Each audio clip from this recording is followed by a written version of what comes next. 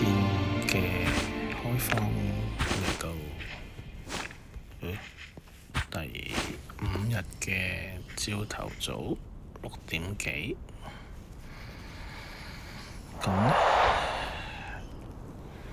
主隊就等工程啦，早班啦，咁就爭少少，其實都係轉返我嘅本命麒麟宮啦，但係因為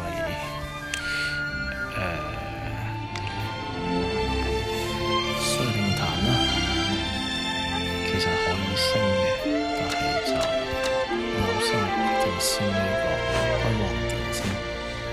升個君王殿可以加將作輔，咁將作輔啦，我就可以加埋呢個狂劍，就可以加多啲資源。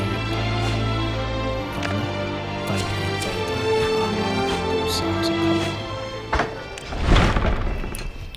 就係咁啦，同埋呢個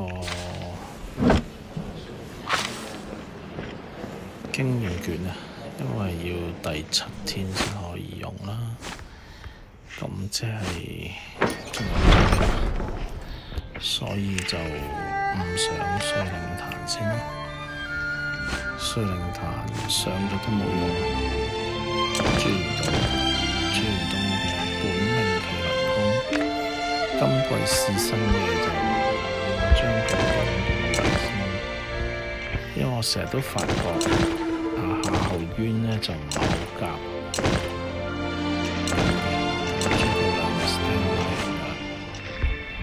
咁就係咁啦。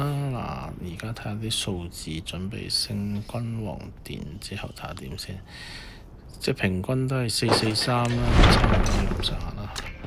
本身係443，睇下個礦屬性影響有幾大。443係啦，跟住我哋再上埋我呢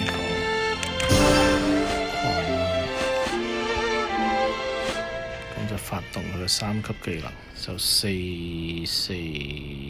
444，咦？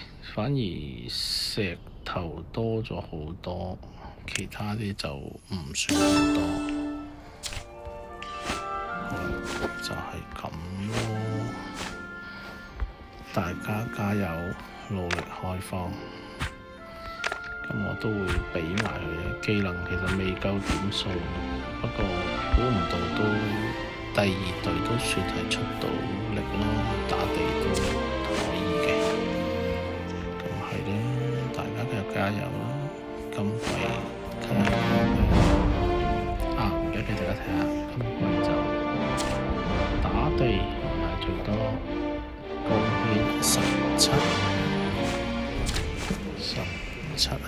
盟內呢就係第6，都算係咁咯。今季 OK， 開得幾好，猶豫咗一陣。好啦，就咁先啦，分享到。